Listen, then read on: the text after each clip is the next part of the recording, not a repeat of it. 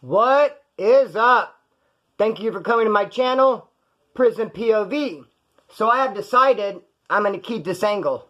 I'm going to move all the pictures that all the beloved point of view crew have been sending me over the last year and a half, 2 years, and move them over here. This could be the new art wall, which is cool because I like to mix up the pattern every once in a while. There's a couple things I haven't even hung up yet, so it's going to work out good. I'm looking forward to that. And I need to say again, thank you so much. Shout out to those who have joined. Helps more than you know. And not only that, I'd like to encourage people who have not joined to please go ahead. Look out for your boy. Look, I'm just trying to get the last 2 months through the school. Once I do that, I'll be fine. I'll be a good job. But for now, right now, it's YouTube. 3 videos a week. Now I'm living just solely off YouTube, which that reminds me. I always forget to say, please watch the commercials. That really helps too. Yeah, so it's either going to be enough or it's not. That's where I'm at. Straight YouTuber. What? Okay. Be that as it may. So, bus rides. A big part of doing time is bus rides. They're going to be shipping you here, shipping you there. One of my worst... No. I'm jumping into it way too fast. They ship you here. They ship you there. Now, what sucks about it, something I never understood, is they always get you way too soon. For instance, Wasco Reception will show up at Kern County Jail at 8 a.m., yet they'll pull you out at midnight. If you're on the farm, they'll pull you out at 3 a.m. If you're in pretrial, have you sitting in some holding tank way before they ever get there. Makes no sense. I never understood why they did that. And I don't even care why. I think it's stupid. And a lot of times you'll miss breakfast because you'll be in that holding tank waiting for the bus during breakfast time, and they're not going to go out of their way and bring you up. Definitely not a tray. Maybe if you're real lucky and someone's feeling kind that day, you might get an old dirty sack lunch tossed in there. And pardon me real quick. Yeah, so no love. But the worst bus ride I remember taking, the most craziest, is when I went from Wasco Reception to Arizona. It started off cool though because they did not pull us out way early and make us sit in a holding tank. They pulled the buses right behind the building. I've never seen them do that before. And at 3 a.m. came and got us out of our cell, shackled us up, put us on the bus. We're out of there. No waiting around the holding tank or nothing. But my joy quickly turned to sadness when I got on the bus and realized how freezing it was. I've never been so cold. Ice, baby. No, ice, cold, freezing. I got on there. Other inmates were grumbling like, hey, it's cold. Then when the driver got on, we were all on. We're starting to drive away. The guard in the back, the one carrying the big old gun, said, hey, man, I feel like, I'm going to quote him now, so the guard said, I feel like I'm at the grocery store in the ice cream aisle. And the guard up front that was driving said, hey, man, I got to keep it cold so I can stay awake. So it was literally falling asleep. Damn, like, I didn't even care about all that. I was like, damn, I'm freezing. So then I look over. I take the time now to look over at the dude who's next to me. I'm sitting on, the dude next to me is sitting next to the window. I'm sitting in the aisle. I look at him, and they had given us a sack lunch. Just because we're leaving Wasco. Paper bag with just a peanut butter jelly in there, and an old pear or some shit. The dude next to me, 18-year-old kid, looked like about 100 pounds, took his sack lunch and poured it out on the ground and took the sack and tried to cover up his neck with it. And he was literally trying to get in the fetal position, and he was coming real close to putting his head on my shoulder. Not like this, like forward, but like this. I mean, not like this, sideways, but he was like this. And again, I'm too cold. I'm not even tripping on what the fuck he's doing. I'm like, how can I get warmed up? I'm thinking, should I take my sack lunch and rip it up and cover my neck with it too? And as I'm sitting there thinking, how can I get warm? I feel it. All of a sudden, I feel his leg. His foot brush up against my leg. But it was more than just a brush. It was like a knock. Like, knock, knock. Hey, hello, can I come in? It's cold out there. And I responded like it was an old friend. Hey, of course you can come on in. Come close, let me embrace you. And right at that moment, our legs intertwined. Like straight boa constrictors, dude. With shackles on, we managed to do it. And it was warm and it was comfortable. And I laid back and we were all intertwined. And a couple times, he tried to adjust his body weight. He wanted to move a little bit, but I was tightening my legs up real tight. Because I was comfortable. I didn't want to move. I didn't want him adjusting. I was just fine. I was thinking to myself, just stay right there, little buddy. Tighten my legs up. Stay right there. Because I'm kind of warm. I was kind of feeling it. Before you know it, we arrived at the Inland Empire. Bus pulled over to stop. Cops got out. The guards got out. Got some food. Left us sitting there for like an hour or whatever. Different driver got on. They probably traded him out. Someone more awake. And yeah, they got rid of the cold. They even played some music. It was a nice bus ride all the way to Arizona. But when I came back, it was not. When I came back from Arizona, Wasco to Arizona one way, but no, from Arizona coming back, well, not one way, we stopped and did a layover in Ironwood. I don't know why they just didn't come. I mean, we went there one way on the way there, Wasco, Arizona. Why did the dudes driving back have to stop? Anyway, they did. Stopped over at Ironwood. Let us off at R&R. We get there late at night, 5, 6 o'clock at night. We're just going to stay the night, wake up at 3 in the morning, run our way. Literally just going to go to a cell and sleep, leave in the morning. Be that as it may, they have us in a cell in R&R, and they all start calling us out one by one to go through our property. They're throwing away stuff that you can't have at their prison. What? We're technically not even at your prison. And I had a big old freaking $200 30-pound package sent to me in Arizona. But we were on lockdown for 30 days before I left. Right with the Southsiders, they were not giving packages out. So when I left, caught that chain to go back to California. Okay, here's your package. Went on the bus with me. I get to Ironwood. It comes off. They see it. Rip into it. And I'm like, keep it taped up. It's going to go with me. I'm going to Delano. Leave it alone. Like, no. We have to get rid of stuff. It's not allowed at our prison. Damn. I was watching them as they just ripped through my package and throw away all this fucking shit. Then taped it back up. Put me in a cell. Let me go to sleep. Woke me up 3 in the morning. Got me the fuck out of there. Heated. But worse than that, I get to New Delano and they inform me, hey, we lost your C-file. We got to throw you in the hole. Like, damn, gotta go to the hole. Then I get there and I really start getting nervous and anxious because what tripped me out right away is there's only 2 other dudes there. It's 2 dudes from P9. They're way down the tier. And when there's a hole, when you're in the hole, they're going to be doing a roll call. And I was so nervous of missing the roll call because there's only 2 other guys. One of them can do the roll call. He's probably not going to address his cellie. They're cellies. So it's just going to be like, good morning on the tier, good morning, Splinter. I mean, Southsiders, only a couple of them too, but we'll do their roll call first. But I'm trying to say there wasn't a lot of guys. There's a lot of guys, hey, see my tier, all kinds of chatter. It'll wake you up. Oh, they're doing roll call. You know, and you get, but no, when it's just, see my tier, Splinter, first thing in the morning, no way. I did not want to miss it. I did not want to sleep through it. So I just lay there like this. And then, as I could tell, my internal clock, I get 4 or 5 in the morning, I get up and see my door. Sure enough, before you know it, see my tier, Splinter? Yes, sir. Did a roll call. Didn't sleep for a whole week. I was back there for 3 weeks until I got in the groove and I knew I wouldn't miss it. I missed it at Soledad though. It's crazy. There's a band called All American Rejects. I don't even like them. They paint their nails and they wore skinny jeans before it was popular. They're not my cup of tea, but I'm in the whole Soledad. I got a TV who had the channel PBS, and that band All American Rejects is going to do a concert on PBS at like 1 in the morning though. They sing that song. If you see my face, hope it gives you hell, hope it gives you hell. If you find a man that treats you well, and blah, blah, blah, hope it gives you hell, hope it gives you hell, whatever. It's a concert. Here I am in the hole. I hadn't really heard any music, but I could hear guitar and drums. I just wanted to watch a concert. But I knew, I usually go to sleep like 8:30 or 9 o'clock, thinking a good night rest, wake up for that early roll call. But no, I stayed up till 1 o'clock in the morning, even later watching this concert. Fell asleep. Next thing I know, I wake up. And my neighbor, Gato, Southside from LA, was hitting on the wall. So I wake up. It's dead quiet in there. I'm like, oh shit. I know they're doing the roll call. I know what part they're doing. Should I get up and say, yes sir? That's first. I mean, were they talking to me? Was it over? Had it just started? Was he? I'm like, oh, so as I'm standing there, I hear, excuse me, I hear Splinter. Like an aggravated voice. I go, yes sir. Good morning. And then good morning. We finished the roll call. And I'm like, damn. I want to, after the roll call, I'm sitting there and then, excuse me, I hear Splinter. Yes sir. Shoot your line. Damn. Shoot my line. Pull it back and get a kite. Hey, fool, why'd you miss the roll call, bro? You know, we have a no tolerance policy on missing roll call like that. No one else does it. I've never had no miss, but I don't understand why you're missing roll call or sin, brother. But checks out, you owe the house 123 burpees, sound off when you're done, and you're on deck. Meaning when something needs to get handled, I have to do it now. I'm snarf. Like, what do you mean? And there's this big old issue because there's a dude on the other side. I'm an O-wing. Soledad the whole. They have west side, east side. I'm a west side, east side over here, but you take a showers on both sides. So I'm going to go take my shower, and the dude right there on the oh no, I'm getting ahead of myself. I'm on the west side or whatever it is. There's a guy on the east side that want to get sliced up, but no one's been able to do it. In fact, one guy was supposed to do it, but he rolled it up in the middle of the night. So now they're trying to find someone to slice this guy up, and I'm thinking, fuck, what are they going to do? Move him over here, move me over there, and make me do it? Just because I stayed and watched All American Rejects? Man, fuck.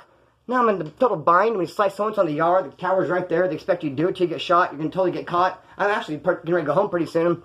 Snarf, like, damn, all because of All American Rejects. I'm on deck, but I end up not having to do nothing. I don't know what happened. But like I said, I was taking the shower, and the dude who has the keys for that tier, his cell's right next to the shower. We actually communicate. And he's going, hey, what's going on over there, Splinter? Like, not much. Like, I never seen him. It's a trip, but I've talked to him several times. I never have been able to see him. He said, I heard you got yourself some trouble over there. And I was like, well, have you ever heard of All American Rejects? Good thing I didn't have to slice somebody in front of the cop, though. Damn. Anyway, be that as it may. So, yeah, with notes say next. But my notes, man, A lot of times I'll write them, they'll be too small, where I can't even read them. And then they'll be bigger and I abbreviate. And I'm like, what does that abbreviation stand for? The Hellski? So I think this next one, yeah, I'm jumping into this one. When I was paroling from New Delano, my homeboy sent me in some dress outs. If you don't get dress outs, you have to parole in like sweats. Like they'll come up with something for you. But not, I mean, if it could be done, like I'll go out of my way. Like I want the dress outs. I don't really care about the gate pickup. I've had those too. I'll take a bus out of it. I don't care. Someone's got to mail me in some dress outs, so. Got a hold of the homeboys, gonna mail me in some dress outs, shot me in some cool Converse, some shorts, some good t-shirts, some underwear. The socks, though, were just straight old, beat up, shot out, and crusty. The cop go up on my thing. He's like, what the, your homeboy Matty, he picked him up. He didn't even offer them to me. He just threw them away. They're that shot out, old and crusty. I'm thinking, what the fuck? Why did homeboy do that? Hope it didn't, like, stink up the rest of my clothes and shit. And the rest of the cops are, like, making fun and laughing. Like, damn, this dude got some crusty-ass socks and his dress outs. So I gotta end up calling dude. He lived way far away in the mountains. I'm like, dude, what's up with the crusty socks? He's like, I thought I was doing you a favor. He's like, I realized I forgot your socks, so I took mine off and gave them to you. Like, literally, like, took the shirt off my back type thing for you, brother. And, like, you don't appreciate it? No, I don't appreciate it. I'd rather you done nothing. Those things were freaking gross and sleazy. No, I don't want those fucking nasty things. He's like, dude, I'll make it up to you. I'm going to pick you up tonight. When we got to the spot, man, there's going to be some girls around. I'm like, cool. I've been down 2 years. Like, it sounds good to me. I thought it was going to be like the situation like The Bachelor. I'm going to be walking in. There's like probably like 10 girls. They have like champagne come walking up. I'm talking to one. One walks up. Pardon me. Can I get a minute with Splinter? Like they're here, a little cat fight. Like I'm like, one sits down. I like chat with her. Then you know, no, it's not like that. I get that. There was no girls. I'm like, okay, but he shot me 10 Norcos. I'm like, even better yet, my good friend Sleep. Hello. I'm like, oh. Can't go back. Finally, he's like, hey, homegirl's coming over. I'm like, yeah, all right. So I'm barging in. Looked like, my school bus driver, a cafeteria worker. She comes barging in. She's like, hey, okay, come on, let's go. I'm like, what? She looked at me, you just got out of it. Yeah, she goes, come on, I'm on my break. Like, let's go do this. And I'm, huh? My friend looks at me, like, goes like that to the bedroom. Like, what are you talking about? She goes, I had to spell it out for you, sweetheart. She just got out and come over here to show you some love, but we got to do it quick. I'm on a break, I only got 15 minutes, let's go. And I was like, no, that's all right. I was like, I'm thinking to myself, damn, is that how they do it now? If I've been gone that long? And then I didn't mean to say it out loud, but I said to him, my homeboy, I said, did you pay her? But I kind of tried to whisper. Well, actually, I didn't plan on saying it out loud. I thought I was thinking to myself, fuck, did you pay this chick to come do this? I really did say it, and then where she heard it. And she kind of got a little bit of attitude. No, he didn't pay me. I'm trying to come here and show you love. I'm like, oh, okay, well, I don't really like that kind of love. And, yeah, like, walks like a duck, talks like a duck type thing, and, like, no disrespect. But he go, matter of fact, just go back to work, and after work, come back and hang out. We don't have to really do nothing on the break. And then she said, what do you expect me to do, sweet talk you? And there we went, ha, ha, ha. There was a nice little laughter around the room. I laughed. But it's just real weird that she was going to come on her, what was she going to do, just polish the knob real fast in 15 minutes? I mean, what? And then afterwards she was leaving. Oh, yeah, by the way, my name's Tammy. Too weird for me, man. I'm thinking, fuck, I'm the one that just got out. I'm the one that's supposed to be all maniaco and shit. How come I'm more reserved? These guys, like, on creeper status. I would never think to do such a thing. Anyway, but that was a man. And he said, hey, don't worry, there's going to be more girls come by. I don't really care. Then one called and he goes, hey, homegirl's going to come over and kick it with you, but she hurt her neck.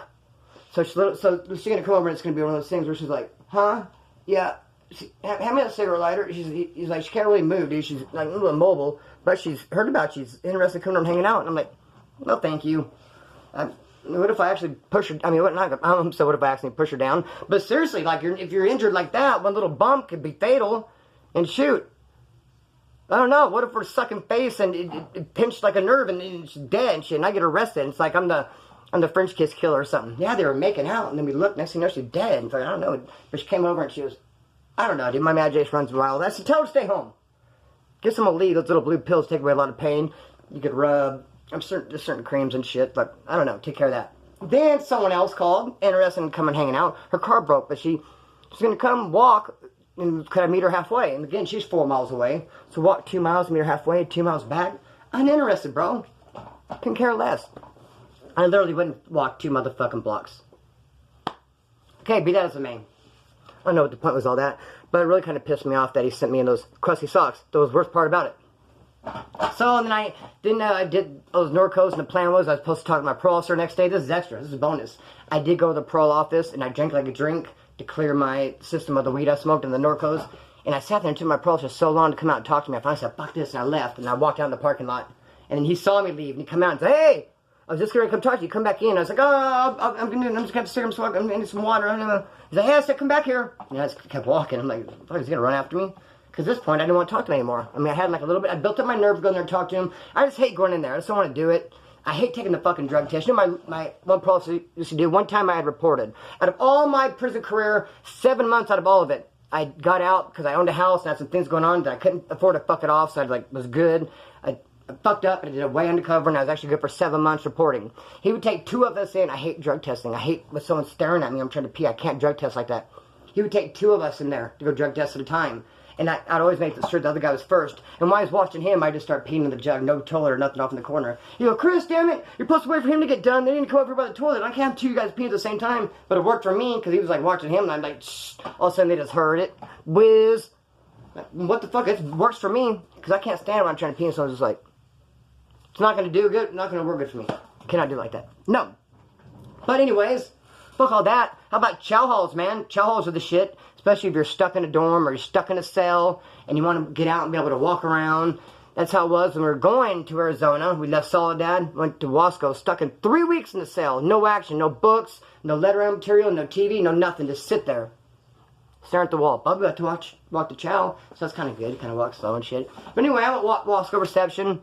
I broke off 12 with half for a bunch of bullshit. Going to do a violation. When I went to county, though, I was real sick. There's a black dude who was celled next to me, and he had all these pills. When I got in there, he said, hey, I got these pills. And it's weird, I didn't have a cellie for a long time, too. And you always get cellies right away in county. It was really weird that I didn't have one. I was grateful. I'm talking like almost 2 weeks I didn't have a cellie, and that was unheard of. And I was thinking, what the fuck? I almost like started fucking my head, like, why am I not getting a cellie for so long? Right here in D-Pod. Anyways, no cellie for the longest time. I'm kicking heroin real bad. Got a black dude next to me with all these pills. And he's selling them to me. I'm buying them. I'm going to the store here. He said, hey, I got this pill for a county bar. I'd buy it. And I'd look at it like, what's this? And I'd take it like, is it doing anything? I don't really know. And I got another one. I'll shoot it. And I take it. I'm buying these pills. I don't know what they are, what they're supposed to do. He's telling me one. I think they're just psych meds. They did nothing to me. But I'm kicking heroin. And I got more candy bars than I do pills. Like, fuck, I'm buying these pills off now. As a wood, you're not supposed to be buying pills. I'm a blind guy. You can't do that. You can't smoke after them. You can't buy pills off of them. You can buy drugs off of them. You can buy tobacco and joints. I mean, weed, as long as it's not licked. You can't buy cigarettes already rolled or joints already rolled because you licked it. So there's like little fine line and rules, but no pills. Pills are out of the question. But look, there's no one. He lived next to me. No one can really see. It says we're getting. I don't really care. Dude. I'm kicking heroin. I don't really give a fuck, man. I'm in there. He's got pills. I want. I don't care what color he is. No one's gonna say shit. Then I leave county jail. Go to Wasco. Go to D yard. Leave D yard. Go to A yard. A yard. You walk to Chow. Stuck in the cell all the time. You walk to Chow. Now I'm walking. I see that guy. My neighbor. I'm in building 5, he's in building 3. I go first to Chow. So I was walking out of Chow and he was walking in. And he sees me, hey, what's up? What's up, boy? And I said, man, what's up, bro? What's up? Bakersfield all day, you know what's up? See him, hey, wave to him. Oh, that was a dude that lived next to me, cool. So I go to my cell, next day, dinner, I see him again. He waves, hey, what's up, bud? He goes, you're a crazy white boy. He goes, you're gonna really pop those pills. And I went, huh? When he said that, I was like, dudes I was walking with, like, what? I said, oh, he said, New England Patriots against the Buffalo Bills this weekend. The Patriots against the Bills. You guys on? Who do you guys got? The Patriots? The Buffalo Bills, homeboy? Yeah, he just said the Pats against the Bills. But I was saying, fuck. Threw me on blast. Straight threw me under the bus like a mofo. Like, hey, homeboy, you popped on pills. Like, what, pills? You got pills on black? What are you talking about? So then I was like, I gotta talk to this dude. I cannot afford to have him say that again. Plus, in another building. For all I knew, some wood from that building heard it, followed him in and said, hey, what'd you say? That white boy walking back, something about pills? And they could have an opportunity to grill him or ask him questions about it without me there to interfere. Be like, no, they said Patriots against the Bills. Fuck out of here. So I don't know what's going on. I got to talk to this dude, man. That's all I know. So I went to Chow. I really lingered. Next thing they called us for dinner. I didn't see him breakfast. So I said, fuck it, at dinner I really lingered. I went way back of the line, ate last. Then I seen him. There he is. He's with about 20 other blacks. And I get in line with them. And I said, dude, now I'm walking with him with 20 other black dudes. And I'm saying, dude, kick back, bro. Kill game. That's between us. You cannot throw me on blast. You threw me out there. You said this white boy pops into pills. Like, I got the pills. That's between me and you, bro. Me and you at the hole in the wall. That's it. No one needs to know about it. You know how the get down is out here. It's like, oh, my bad. Yeah, it's all good. But I said, yeah. So then everyone's tripping because their Splinter is with a group of 20 blacks. I got a couple of crazy looks, but I had a story prepared. I was going to tell that I had to hang out with him with some other stuff, with some drawings and stuff from county. I want to make something cool over a phone card. I came prepared with a good bullshit story for him. If anyone was tripping, but at the end of the day, I didn't care if they were tripping. I had to talk to this dude because he straight said across the yard, "That's a crazy white boy. You can really pop those pills." What? And I'm eating with him and 3 of the black dudes at the table. We're kicking back, and yeah, a bunch of black dudes. Everyone's looking, but they're really tripping. Is there tension? But you could feel it. If there was drama, if there was tension, they would be able to feel it. They look over, it's like a peaceful environment. They're talking about a phone call from county. Who gives a fizz-up? Hey, but trip on this though, man. My toe. Remember the toe? So here's, see, this is my foot. Here's my pinky toe. I got like something right here. I'm like off camera, can't see it. It's like this. Say this is my toe. It's right here on the inside. Looks like a wart. I don't know what the fuck it is. I went to the doctor. He had the nerve to say it was athlete's foot. It's not athlete's foot. It's not spreading or itching. It's going to contain spots. One little bump boil. It's a wart, if anything. Hurts like a motherfucker. I have a pair of bands I can't even wear. You know, bands are kind of tightish a little bit. Because it squeezes my toe and it hurts. So it's been dealing with that pain of that toe. 2 days ago, the doctor. Now, see how the things right here hurts? And now I'm starting to get a lot of pain on this part of my foot. So my mind's playing games. Like, is it cancer? Is it a tumor? Now it's spreading. It's going to poison my blood. It's attached to the bone. It's a barnacle. It's, you know, what is it? It hurts like a motherfucker. I know that much. And, shit, let me cry you a river. I mean, I have a lot of damn pain in my stomach. Trip on this though, too, man. I'm not even eating. I eat maybe 1 meal a day, and I'm not losing no weight. 175 pounds all day, every day. Get on the scale, even though I haven't eaten for 2 fucking weeks, not losing no weight. That's a trip in and of itself. No appetite, none. I eat gummy bears all day long. Bowl of cereal. I go to fast food, get like, eat all the fries, half the hamburger, get my dog's other part of the hamburger. Something's up in my stomach. Something's up in my stomach, man. I don't know what the fuck. I don't know if the methadone is poisoned over time. All the rock stars. I've cut back on rock stars. Just drink coffee. This morning I woke up, drank a cup of coffee. Killed my stomach right away. Ugh. And nothing, eating nothing all day. Except for some fun gummy worms. I'm gonna go to Taco Bell right now, buy something. Buy some nachos. Get half of the dog. I feel like that's something, if you don't eat after time, it's gonna catch up with you. And before you know it, I'll be like, battery's gonna die. What is gonna happen to my stomach? It's an anomaly. Anyway, I really appreciate those who join. I appreciate those who donate. I have PayPal and Cash App, P.O. Box, nothing but the most love and respect. Yeah, it's a trying time. And of course, I'm going to take it to the point of view crew. And I'm talking to those who've offered to help. Not talking to look, I got people in the point of view crew who want to help and can, and I got people who don't. I don't know which one you are. Just have to throw it out there to everybody. Hey, it's a trying time. Your boy's got 2 months after school, and the only thing coming in is YouTube. So please, watch the commercials. If you can't, show me love with the $4 join button. And unjoin in 2 months. And I'm out of school and get myself a nice job as an electrician. What? Can't wait. I'll come over your house. Look, if you join, I'll come over your house and hook you up a ceiling fan for free. Can't beat that. Cut the string and let it fly. Peace.